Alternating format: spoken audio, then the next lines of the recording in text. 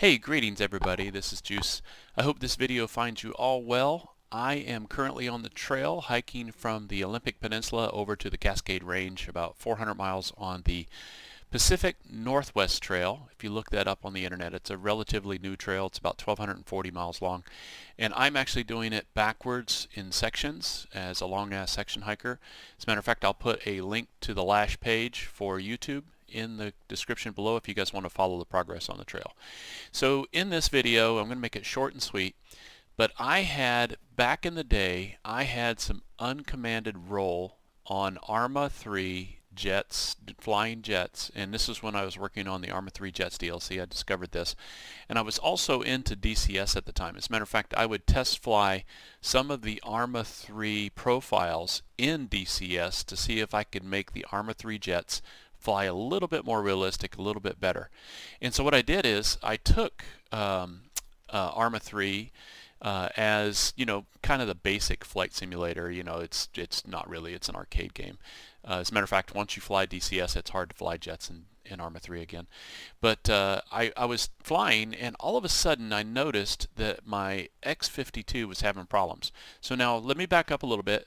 For most of you that know me and you read the description in the videos down below, I fly currently with the Warthog and the MFG Crosswind pedals for my primary flight controls. I also have the MFDs. I have a pair of matched ones for the left and right, and then I have a low center one that is a used one that I got from a friend in California that sent me up because he ordered a new pair, and now we both had three. And I appreciate Airman Rex for sending that up to me. So I was flying in the old days on the Jets DLC. This is prior to 3 years ago when I picked up the Warthog and the MFD Crosswinds, and I was flying with the SAITEK X52.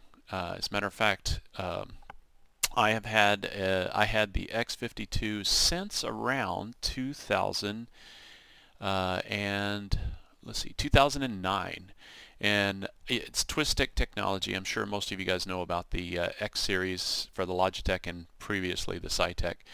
And I loved it. It was great. I was flying Flaming Cliffs 3. There I am refueling the F-15 in a freeze frame. Got the F-15 screen up. And this was early on. I was using the F-15 flight model because it was pretty basic at the time to evaluate some of the flight parameters that I was doing for testing in ARMA 3. And so one day, all of a sudden, the airplane just started to roll to the left, and it actually started to descend a little bit, a little nose down and left input. And so I thought, well, gee, you know, let me check this X52. I think it's got to be recalibrated. Well, it's an automatic calibration joystick. When you hook it up and plug it in, it automatically calibrates. There is no force calibrate like some of the old analog joysticks used to do. So I started thinking, well, you know, I have done a couple surgeries and repairs. This at the time this was approaching 7 years old, and I had broken a couple things on it and had to take it apart and do some surgery on it. And I was thinking, you know, it's time for me to upgrade. So I didn't go out and buy the Warthog because at the time it was like $550. It was a shortage at the time. So I ended up going to Newegg and ordering another X52, a brand new one. $120, and this back in the day, back when you could get HOTAS parts. So I got it, and the great thing was I knew the X52 system. I didn't have to reprogram any of my switches or anything. Just plug it in and play. Well, I plugged it in, and it started doing the exact same thing that the old one did. You wouldn't believe it. I'm like, Juice, what's going on? What's going on? What's happening here? And you know, I'll have to admit that I hadn't changed anything in my setup in years, and I didn't know what was causing this. You'll see here I have a lot of commonalities in this picture. This is the same desk, the same risers, the same setup, same office basically.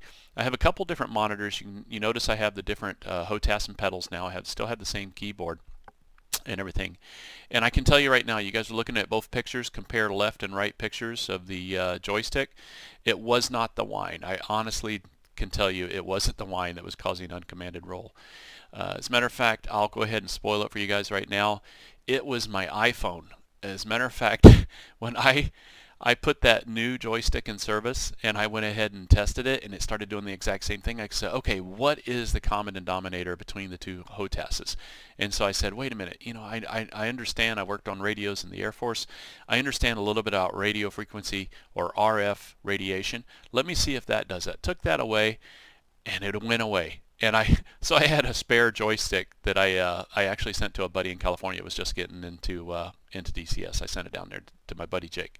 So I have a brand new joystick at the time, flying, enjoying life for a couple more years, and then I finally get the Warthog. Now, where was I going with this? Senior moment, guys. One of the things that I would have to say is the RF radiation was too close to the cables.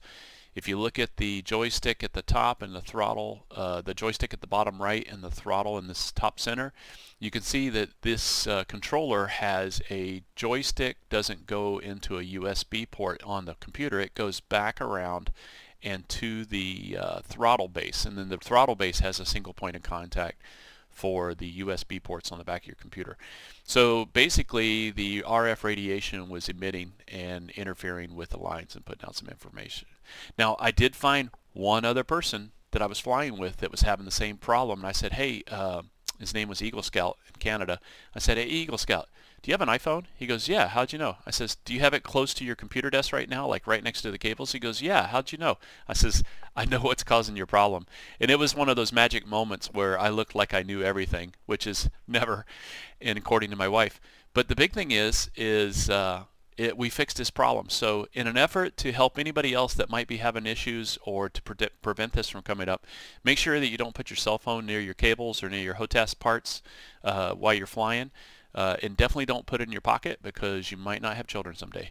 Hey guys, this has been Juice. I hope you're enjoying the video series and the other videos that I'm putting out. We'll be back in September, and Tyra will be checking in with you guys, plus a couple other presenters coming up.